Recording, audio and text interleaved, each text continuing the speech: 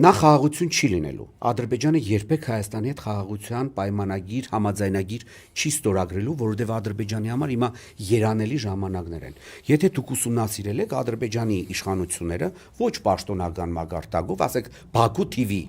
դա Ալիևյան ամենահայտնի լրատվամիջոցներից մեկն է, եւ այդ մասին իմացողները շատ լավ գիտեն, որ Բաքու TV-ն պատահական բան չի հաղորդում։ Մարդիկ բացի նրանից, որ այսօր Ceyhun Bayramova Ադրբեջանի արտգործնախարարը ասում է Հայաստանը պետք է փոխի իր սահմանադրությունը եւ պետք է հրաժարվի Մինսկի խմբի գործունեությունից, այսինքն փաստորեն պետք է լուծարվի Մինսկի խումբը, Բաքու TV-ն 7 նոր պահանջներ է ներկայացնում Հայաստանին։ Հայաստանը պետք է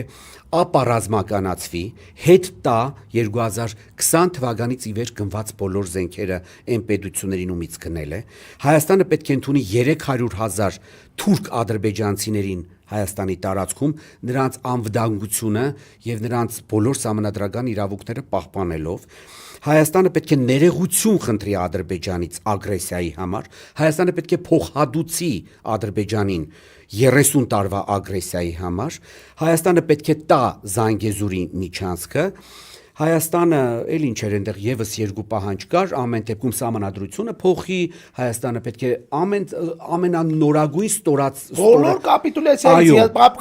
ենթադրող բոլոր կապիտուլյացիան, որը բերելու է վաղը մյուս օր Հայաստանի Հանրապետության վերջնական կործանմանն է բերելու։ Եվ հիմա այս իշխանությունը գործում է հանցագործի հոգեբանությամբ, Նիկոլը կոնկրետ, որովհետև ինքը առաջնորդում է հետևյալ կերպ, կամ ես, կամ Հայաստանը։ Այսինքն ինքը հանցագործ լինելով առաջնորդում է հետևյալ կերպ. չկա զոհ, չկա հանցագործ, զոհը Հայաստանի Հանրապետությունն է եւ հայ ժողովուրդն է։ Հիմա ինքը գիտի, թե ինքը ինչեր է արես ժողովրդի գլխին ու փորձում է հիմա ամեն ինչ տանել դեպի կործանման, կամ ինքն է մնում իշխանության, կամ ոչ մեկին ինքը այս իշխանությունը չի տալիս։ Խնդիրը հենց սրանում է։ Այսինքն, եթե մենք կորցնենք պետականությունը իր ձեռքով, ապա այս պետությունը չունենա համապատասխան ռեսուրսներ, մարմիններ, նոր իշխանություն, որը իրան կկոչի պատասխանատվության։ Մենք կդառնանք ինչ-որ մի սատելիտ, թուրք-ադրբեջանական տանդեմի սատելիտ, այդ է լավագույն դեպքում, որովհետև մինչ Նիկոլ Փաշինյանը հայտարարում է, որ ինքը պատրաստ է խաղաղության օրակարգին ադրբեջանցիներ, ինչ որ խաղաղության խաչմերուկ է գծում, նրա ներկայացուցիչները այդ խաղաղության խաչմերուկի քարտեզը առած ծրագրեր առած բուտավորա, այստեղից այնտեղ են վազվզում, Ադրբեջանի նախագահան ասում է Հայաստանի Հանրապետությունը դա արևմտյան Ադրբեջանը եւ վերջ։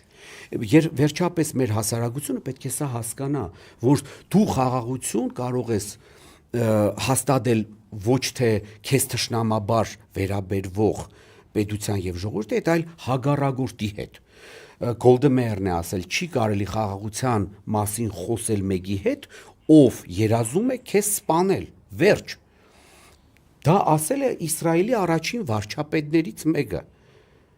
Բեն-Գուրիոնից հետո երկրորդ վարչապետն է եղել Իսրայելի։ Մարդը ասում է, չի կարելի խաղաղության մասին խոսել քո մահը երազողի հետ։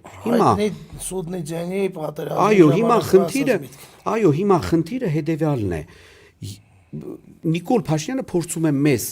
ներկայացնել որպես պատերազմի հրցիկ մինչև հիմա։ Հիմա ինքը եկել է խաղաղություն հաստատելու տարբեր կեղծ մեթոդներով, օրինակ